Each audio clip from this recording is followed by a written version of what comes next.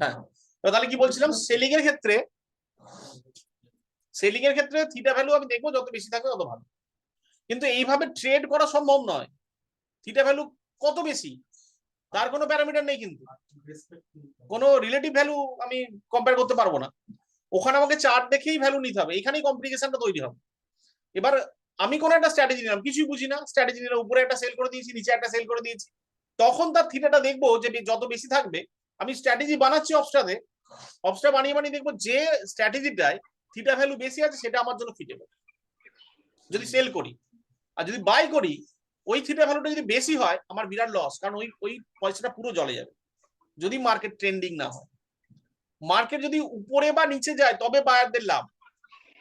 Market যদি ভীষণ ফেরোসাসলি উপরে বা ফেরোসাসলি নিচে যায় তবেই বায়ারদের লাভ। কেন লাভ? সেইটা গামা আর ভেগা কন্ট্রোল করে।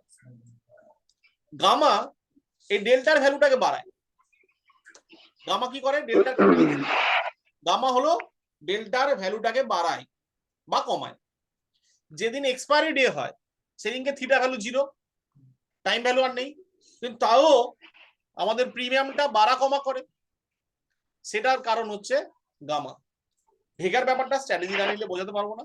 ভেগাটা যত বেশি হবে, ভেগাটা যত পজিটিভ হবে তত আমার স্ট্র্যাটেজিটা ডিরেকশনটাকে অ্যাডজাস্ট করার ক্ষমতা থাকবে।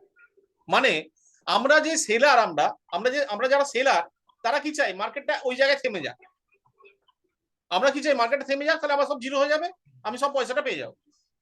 কিন্তু এমনও তো হতে পারে মার্কেটে মুভমেন্ট তো হচ্ছেই, তাহলে সেই মুভমেন্টটাকে অ্যাডজাস্ট করার জন্য ভেগাটা পজিটিভ হওয়া প্রয়োজন।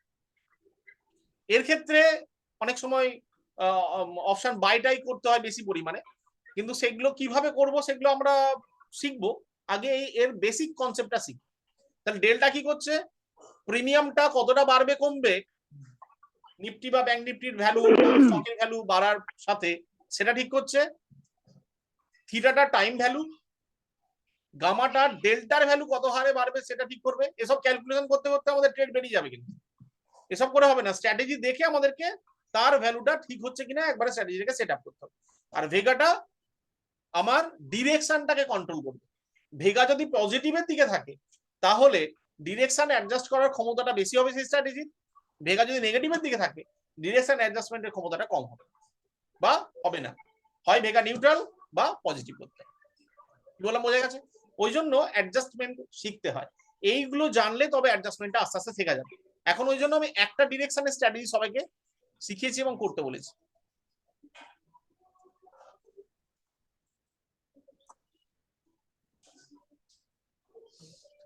তাহলে মোটামুটি বেসিকটা ক্লিয়ার হয়েছে। বেসিক মানে কি করে এটুকু বুঝতে পেরেছি আমরা। এবার এগুলো দেখা শিখতে হবে। আমি অপস্টাতে একটা বানিয়ে দেখাচ্ছি। আমার 29 ডিসেম্বর অপস্টাতে 29 ডিসেম্বরে একটা স্ট্র্যাটেজি নেব।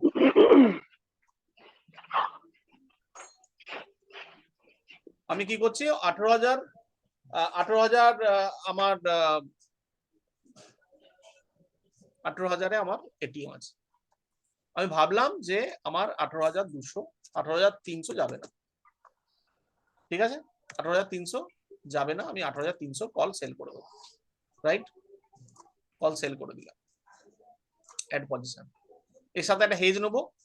কিরকম হেজ নেবো? 18,500, তাই তো? আমাদের ডিসিপ্লিন, আমাদের 200 ডিফারেন্স, 200 বেশি হবে না, কম হতে পারে, প্রিমিয়াম দেখে কম হবে। বাই করলাম, সি অ্যাড পজিশন।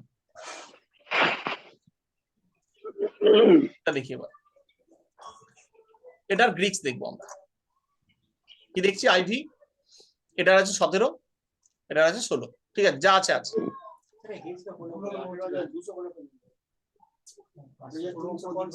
ঠিক আছে, 8,500।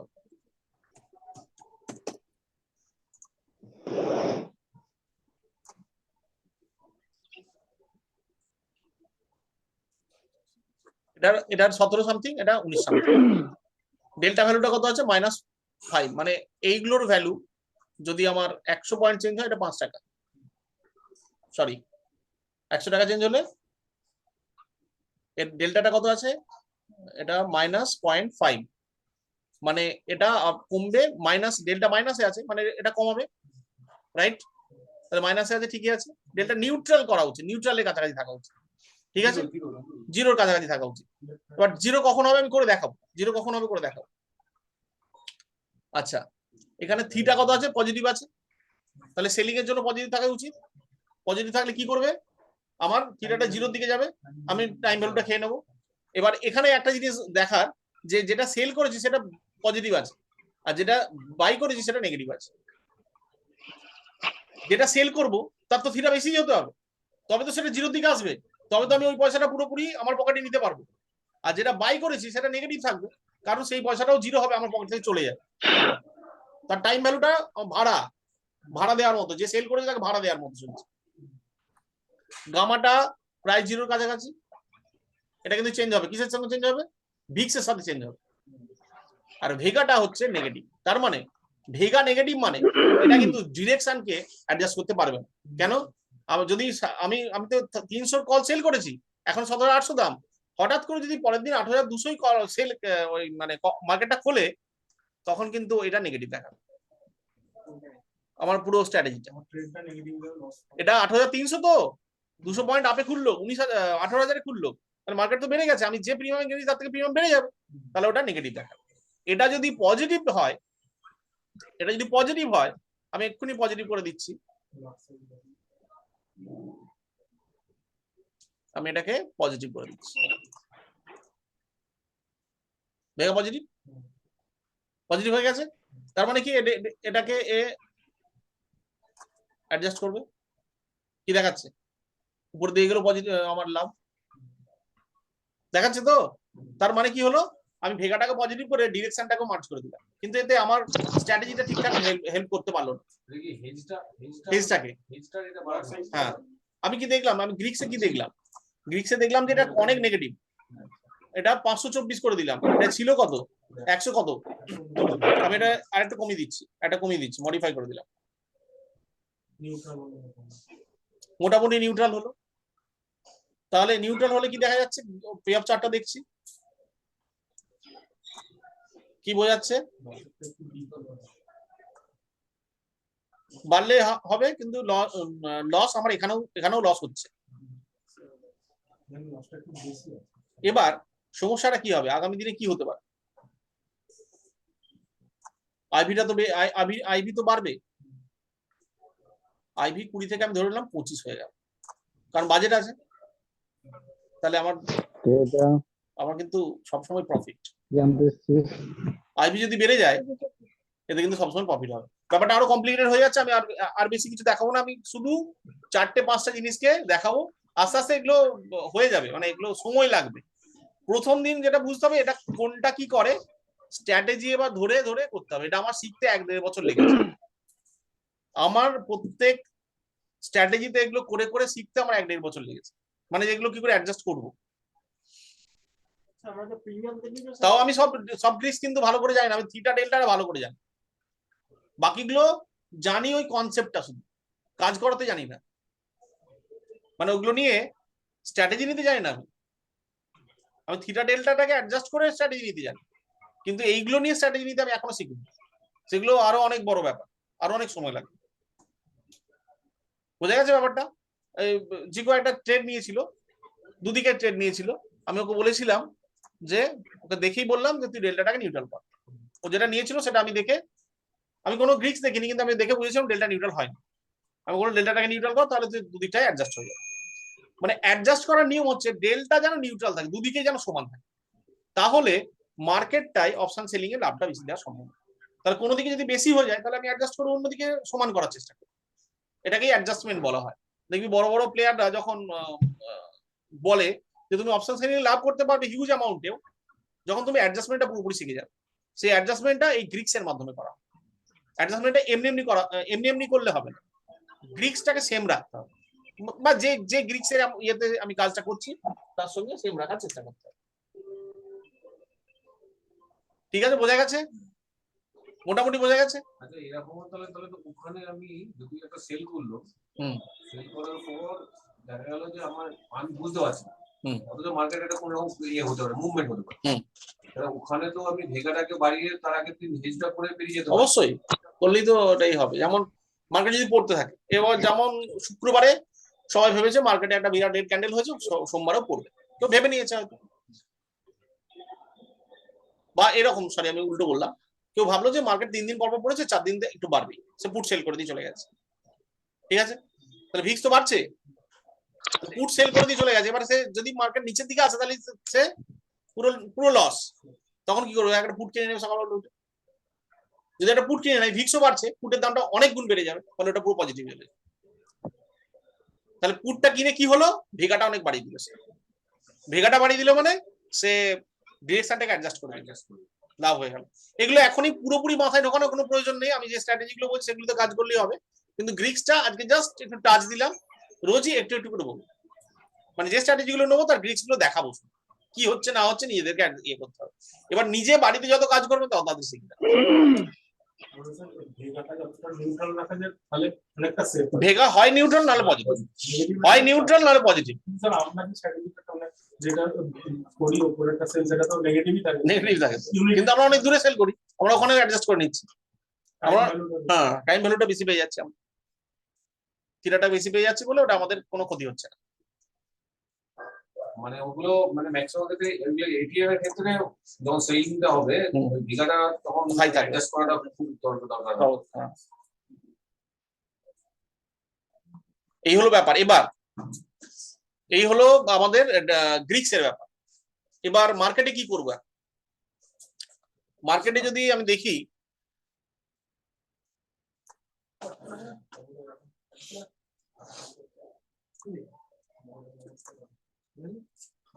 মার্কেটে একটা ভিক্স ট্রেডিং শেখাবো আজকে।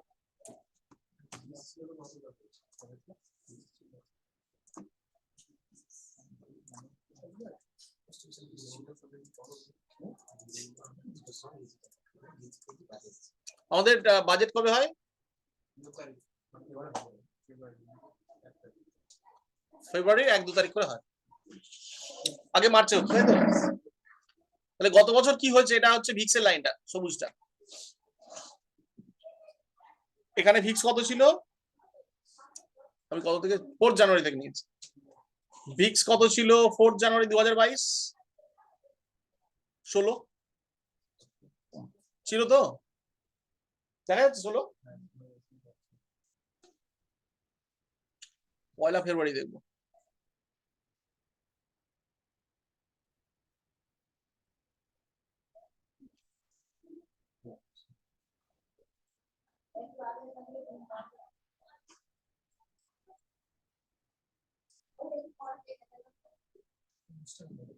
এটা কত, 20, তাহলে 16 থেকে 20, তাহলে 4/16, 25% ভিক্স বেড়েছে। তাহলে ভিক্স যখন বাড়বে, আমরা ভিক্স কখন বাড়ে আমি বলেছি, কখন কখন বাড়ে অনুপম, আগের দিন বলেছি ভিক্স কখন কখন বাড়ে, মানে আমাদের ইন্ডিয়াতে 2-3টে ইভেন্টে ভিক্স বাড়ে। কখন বাড়ে বাপ্পা, করোনার সময় ভয়ে বাড়ে, ইলেকশনের সময় বাড়ে, আর হচ্ছে বাজেটের সময় বাড়ে, এই 3টে সময় বাড়ে ভিক্স।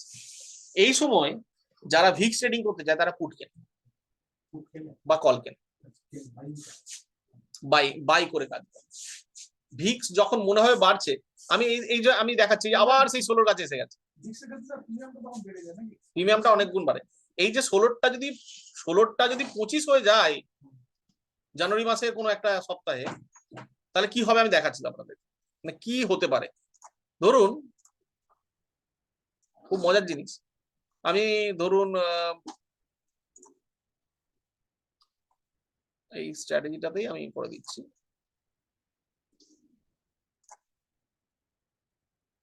এমনি নরমালি এমনি ভিক্স কোনো বাড়ে না ইন্ডিয়াতে, একটা রেঞ্জে চলে, শর্ট টার্মে তো একটা রেঞ্জে চলে 15 থেকে 25-এর মধ্যে। এই তিনটে ইভেন্টে মোটামুটি বাড়ে। কেউ 17,800 ফুট কিনেছে।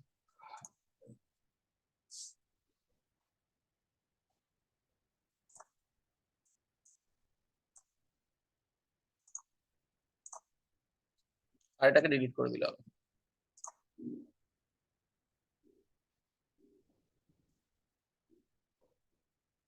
কেউ এটিএম এর পুট কিনে রেখেছে আর এটা সেল ছিল, বাই করতে হবে।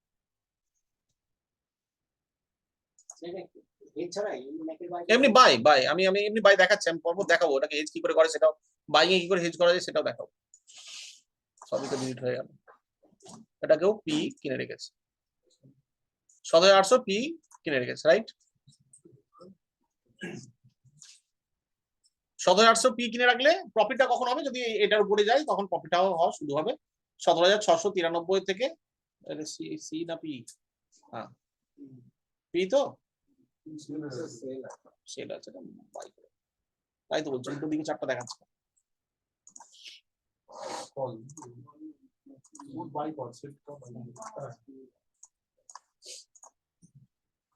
পুট বাই করলাম, তাহলে নিচের দিকে গেলে লাভ আমার।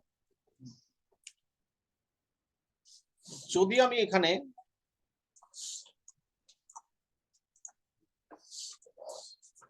আমার পজিশনাল ফিক্স কত আছে? 17। আমি এখন মানে এর পজিশনাল ফিক্স 17। যদি মার্কেট এই জায়গাতেও থাকে, যদি 27 হয়ে যায়, এটা কিন্তু এখানেই প্রফিট দিয়ে দেবে। এই যে লাইনটা দেখাচ্ছে সরু লাইনটা, এটা কি দেখাচ্ছে এখন? অ্যাট দা মানি, এখন লস দেখাচ্ছে, তাই তো? মানে এই জায়গাটায় এলে প্রফিট দেখাবে, মানে এই জায়গাটায় থাকলে প্রফিট দেখাবে ওই দিনই যদি ভিক্সটা বেড়ে যায় 4,600 টাকা। আর যদি যদি ভিক্সটা এখনের মতো থাকে তাহলে -5,150 টাকা। আমি আমি আবার দেখাচ্ছি ভিক্সটা কত ছিল? 17।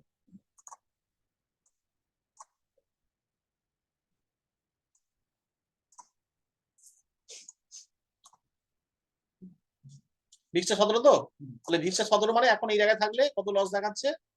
-5,200 টাকা দেখাচ্ছে, তাই তো? T+0 ওই দিনের কারেন্ট ডেটাটা দেখাচ্ছে। আর এই ব্লু লাইনটা হচ্ছে পিএনএল কার্ভটা। ব্লু লাইনটা যত উপরের দিকে থাকবে তত প্রফিট মানে বেশি হচ্ছে দেখাচ্ছে। এটা রেড জোনে ঢুকে যাবে মানে লোকসান, এটা যত গ্রিন জোন বা তার উপরে থাকবে তত পজিটিভ। ঠিক আছে, এবার আমি কি করলাম, মার্কেটটা আমি ধরলাম, আমি কি করলাম, মার্কেটটা এখন কত আছে? স্পট প্রাইস আছে 18,600, 17,806। আমি ধরে নিলাম এটা 3% কমে গেল, 3.5% কমে গেল। তাহলে কি হচ্ছে? এই তার মানে কি হচ্ছে, এর দামটা এখানে চলে গেছে, তো তখন আমার দামটা কত, আমার লাভটা কত দেখাচ্ছে? 25,000 টাকা। শুধু যদি ওটা 3% কমে যায়, 3% কমলো না, 2.5% কমলো, কত লাভ দেখাবে? 16,000 টাকা। আচ্ছা 2.5% কমলো না, 1% কমলো, 1.5, কত দেখাবে? 9,000 টাকা। 1.5 থেকে 1% নিয়ে এলাম, কত দেখাচ্ছে? এই জায়গাটায় কত দেখাচ্ছে? 3,350 টাকা। ঠিক আছে, এবার ভিক্সের খেলাটা দেখ। 1% কমেছে, 1% মানে 17,800 থেকে 1% মানে মাত্র 178 পয়েন্ট, যেটা খুব সহজে হবে। আমি আজকে দিনের শুরুতে আলোচনা করেছি যে হওয়ার সম্ভাবনা খুব বেশি। এবার ওইভাবে যদি মার্কেটটা সোমবার থেকে পড়তে শুরু করে, যদি 2400 হয়ে যায় ভিক্সটা, তখন ওই 3,350টা প্রফিট কত দেখাচ্ছে? 8,823। তাহলে ভিক্স কি করলো? ভিক্সটা যদি বেড়ে যায় আমার পুট কেনাই ওটাকে বাড়িয়ে দিল। তাহলে বাই করব, বাই সেল দুটোই করব আমরা, কিন্তু স্ট্র্যাটেজি মানে সময় বুঝি বাই করা যেতে পারে। এবার এটাকে হেজ করার জন্য কি করব? এটার দাম কত আছে এখন? 104 টাকা। তাহলে 10% কত? 10 টাকা। 15% কত? 15 টাকা। আমি 15 টাকা দামের এই এক্সপায়ারির বা তার আগের এক্সপায়ারির, মানে এটা 29 ডিসেম্বর আমি করবো, 12 জানুয়ারি, 15 জানুয়ারি করবো, ওর আশেপাশে মিডিল অফ জানুয়ারি, ওর আশেপাশের এক্সপায়ারির 15%-এর কম, ওর থেকে 15% খরচ করে, মানে যেটা করছি তার 15%, যেটা জলে যাবে ধরে নিচ্ছি, তার কল কিনে রাখবো, যাতে আমার পুরো পয়সাটা চলে যায়। যদি মার্কেট উল্টো দিকে মুভমেন্ট দেয়, ওটা প্রফিট না দিলেও আমাকে এই লসটাকে বাঁচায়। 15-20% যার যা ক্যাপাসিটি আছে রিস্ক নেওয়া। আর যদি ওটাকে জিরো করতে দিই, মার্কেট যদি নিচে নামে, হ্যাঁ, ক্যাপিটালটা 15-20%, মানে এর প্রিমিয়ামটা 10, 104, তার 15% কত? 15 টাকা।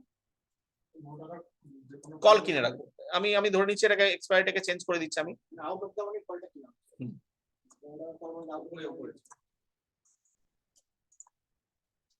আমি 12 জানুয়ারি করবো। কেন 12 জানুয়ারি করা হচ্ছে? কারণ হচ্ছে এই এক্সপায়ারি দিয়ে প্রিমিয়াম, হ্যাঁ এটা করলাম, এটা করতে পারি, আরো আরো স্ট্র্যাটেজি আছে আমি বলবো। বোঝা যাচ্ছে আমার কথাগুলো? বোঝা যাচ্ছে তো?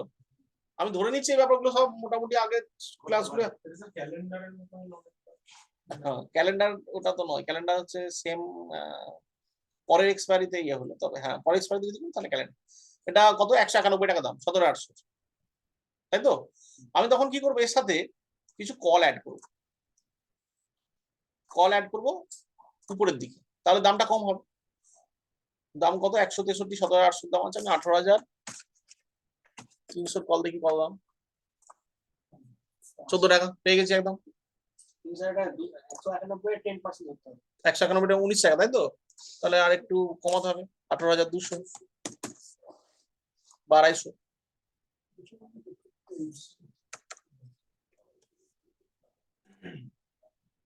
18 টাকা বাই করে দিলাম। সেম বা পরের, এটা এটা 29 হয়ে গেছে। এটা সেম বা পরের বা আগে, পরের করলে সব থেকে ভালো। এটা হয়ে যাবে 12। আমি 12ই করছি, আগে 12টাই করি সেম এক্সপায়ারি। আমি 12ই করছি, ঠিক আছে? তাহলে কি দেখাচ্ছে এখানে?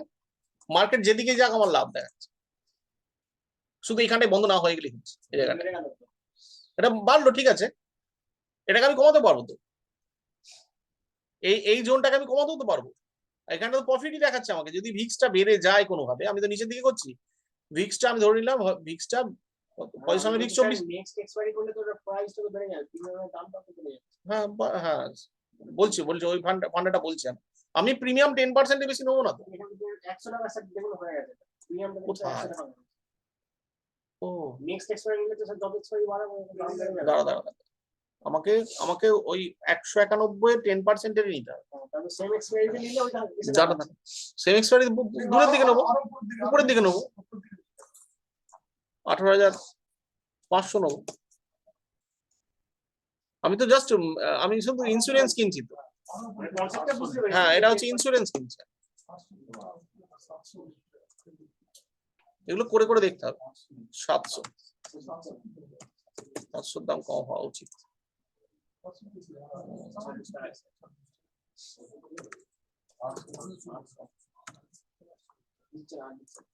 আচ্ছা ঠিক আছে, 700 করলাম, 26 টাকা। আমার না হয় একটু বেশি পার্সেন্টেজ গেল, ঠিক আছে, দূরে বাই করেছি আমি। এখন যদি ভিক্সটা পজিশনাল ভিক্স কত আছে, পজিশনাল আইভি আছে 26 28, দেখি একবার 28 আছে না। আমি আমি করেছিলাম আইভি 28, এভারেজ হচ্ছে কত? 26, তাই তো?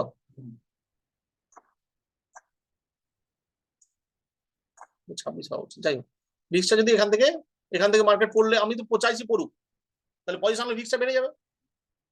এই ভিক্স আর ওই ভিক্স এক নয় কিন্তু, ইন্ডিয়া ভিক্স আর এই ভিক্স এক নয়, এটা হচ্ছে পজিশনের ভিক্স, যে স্ট্রাইক প্রাইসটা কিন্তু তার ভিক্স। এটা বেড়ে গেলে তাহলে প্রফিটটা অনেক বেশি দেখাচ্ছে। এই জায়গায় এইখানটা যাই দেখাক, আমার তো ব্লু লাইন উপরে উঠে গেছে, বোঝা যাচ্ছে?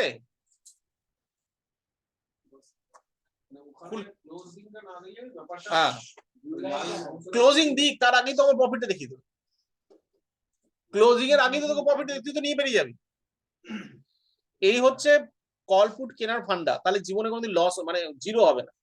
কালকে একটা স্ক্রিনশট আমি কোনো একটা টুইটারে না টেলিগ্রামে কোথাও একটা দেখছিলাম, একটা কলেজ পড়ুয়া ছেলে 3,75,000 টাকা লস করেছে। যত টাকা 18,500 কল কিনে রেখেছিল, মার্কেটটা পড়েছে, তাহলে উঠে যাবে। কেউ বলেছে তাকে কত লট কিনেছে আমার মনে নেই, পুরো টাকাটা কিনেছে প্রায় 4 লাখ টাকা, 3,63,000 টাকা লস। এবং সে কান্নাকাটি করছে যে আমি কি করে এবার কলেজ ফিস দেবো, আমি বাবা মাকে বলিনি, কলেজের ফিটা আমার কাছে ছিল কোনো কারণে, এরকম গল্প একটা বলেছে। এই হলো ব্যাপার, এইভাবে করা যেতে পারে। এবার করে করে দেখতে হবে আমার কোথায় প্রফিটটা বেশি হচ্ছে, এটা শিখতে হবে। আমি আমার মতো করে করি। আমি যেমন 12ই জানুয়ারি 18,200, আমি তো ইন্দামানিতে কাজ করি, ইন্দামানিতে 250 টাকা প্রিমিয়ামের ফুট কিনেছি, তার 2,250 টাকা মানে তার 20% মানে হচ্ছে 50 টাকা বা 40 টাকার কাছাকাছি কল কিনে রেখেছি। তারপর নেক্সট না আমি ওই স্প্রে লিখে নিয়েছি, ওটাতেই কিনে নিয়েছি। বাইং এর যেটা হেজটা এবার 12 জানুয়ারি কেন তার বলে দিয়ে 12 জানুয়ারি কেন, কারণ ভিক্স বাড়বে কিন্তু জানুয়ারি মাসে, কারণ কারণ ফেব্রুয়ারি মাসের ফার্স্ট 1 তারিখে যত ঝামেলা যত নিউজ এবার আসতে শুরু করবে যে এই ট্যাক্স কাট হবে, এই ট্যাক্স কাট হবে না, এইখানে ইনফ্রাতে লাগাবে কি লাগাবে না, ডিফেন্সে কত বাড়াবে, এইসব খবর এবার কাল থেকে আসতে শুরু করবে, ফলে ভিক্সটা চচ্চর করে বাড়বে। মানে মার্কেটে ম্যাক্রোর কাজ তো হচ্ছেই, শুধুমাত্র বাজেটের জন্য ভিক্স বাড়বে, এবং এটা আমরা যদি লং টার্মে দেখি এটা ভিক্সটা বাড়বে। লং টার্মে আমরা যদি দেখি, আমরা যদি 2020 সাল থেকে দেখি, মেইন ডেটটা জানুয়ারিতে নিই না, তাহলে তো আমি ভিক্সা কপিটা পাবো ভাই। নে মেইন ডেটটা 29 ডিসেম্বর কেন নিচ্ছি? কোনটা কই 29 মেইন ডেট যেটা নিচ্ছেন স্যার গুড বাই, তাহলে তো 29 ডিসেম্বর এক্সপায়ারি কই না তো, দেখানোর জন্য বলছিলাম। ভিক্সটা তো বড় যায় না। এই যে ভিক্স,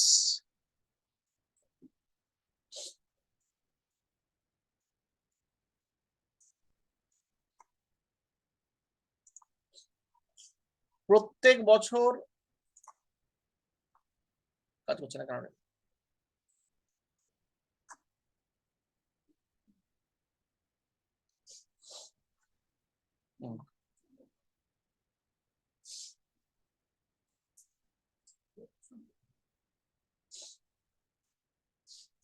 জানুয়ারি ফেব্রুয়ারি ভিক্স বেড়েছে এই যে এই অংশটায়, মানে এখন বড় চার্ট নিয়ে নিয়েছি বলে ছোট ছোট দেখাবো, মানে এটা নিজেকে আবার দেখতে হবে। আমরা এখানেও দেখতে পারি ভিক্স সব থেকে ভালো হবে, এখানে সব থেকে ভালো দেখা যাবে।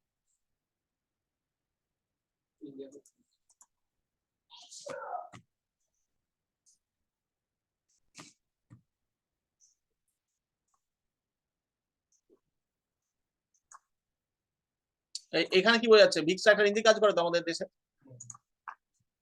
এই যে মান্থলিতে কি দেখি,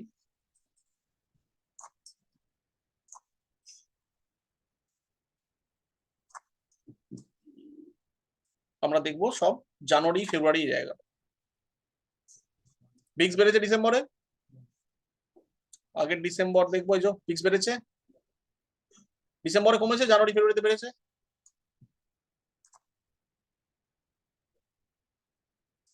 জানুয়ারি ফেব্রুয়ারি বেড়েছে, ইউজ বেড়েছে, এটা তো করোনার জন্য। এইভাবে একটু স্টাডি করতে হবে। বেড়েছে জানুয়ারি ফেব্রুয়ারি, অল্প হলেও বেড়েছে, ডিসেম্বরটা মানে কোনোটাই লাগছে, কোনোটা বাড়ছে না, আমার জানা হোক, আমার জানুয়ারি ফেব্রুয়ারি বাড়ছে, ফেব্রুয়ারিতে স্যার বেশি পাচ্ছি না, জানুয়ারিতে আগে তো মার্চে হতো। আমি ভুলে গেছি। এখন তো ফেব্রুয়ারিতে হয়, এই যে এখানে ফেব্রুয়ারিতে কমেছে, জানুয়ারিতে বেড়েছে, মার্চে বেড়েছে। উইক গুলো তৈরি হচ্ছে বড় বড়। হ্যাঁ ওটা তো মান্থলি দেখছি বলে, ওটা তো এবার এবার যদি ডেইলিতে দেখি দেখবি, এবার বুঝতে হবে, ডেইলিতে দেখলে তো অত তাড়াতাড়ি দেখানো যাবে না, ওই জন্য আমি মান্থলিতে দেখছিলাম।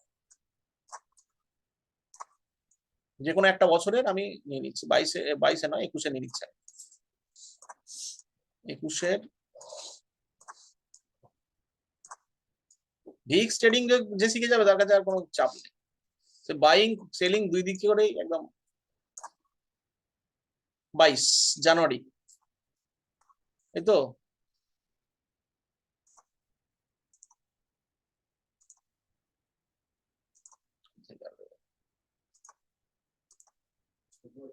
ওই যে সেই এটা ওই উপরে অনেক হরাইজন্টালটা চাইছি না, সেই ডবল অ্যারো দিয়ে এটা চাইছি, এটা।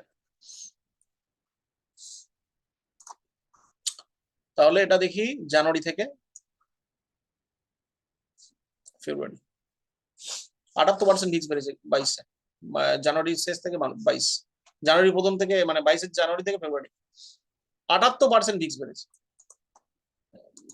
22-এ তো কোনো ইভেন্ট থাকে না, ডিসেম্বরের পর। হ্যাঁ ডিসেম্বর পর। আমি 22-এ তো কোনো করোনা থাকেনি, সব তো ঠিক হয়ে গেছে। যে কোনো বছর এটা আমি এত ঘেটে দেখিনি, আমার এটা সব বুঝেছি সেটা, মানে এত পার্সেন্ট ঘেটে আমি দেখিনি, সাধারণত এটা বাড়ে, কারণ আমি একদিনে 60,000 টাকা লস দেখেছিলাম আমার নিজের অ্যাকাউন্টে, একদিনে 60,000 টাকা ডাউন হয়ে গেছে, সেটা হচ্ছে 21-এর 1 ফেব্রুয়ারি। সেইটা আবার অ্যাডজাস্ট করে আমি 20,000 টাকা লসে বেরিয়েছি। আমার ভুল হয়েছিল, তখন আমি নিউ ছিলাম বলে। বাজেট ট্রেডিং তো করতে নেই বিগিনারদের।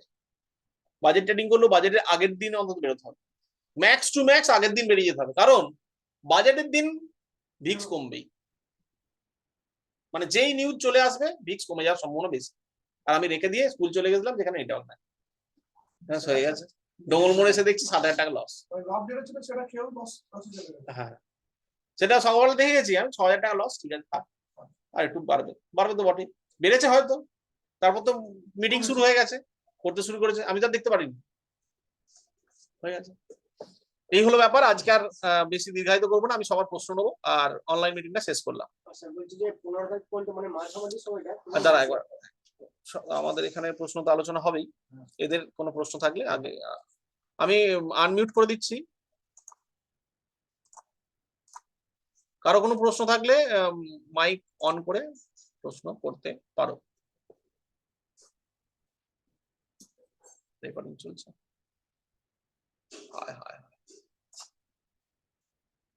চলছে। কারো কোনো প্রশ্ন আছে অনলাইন?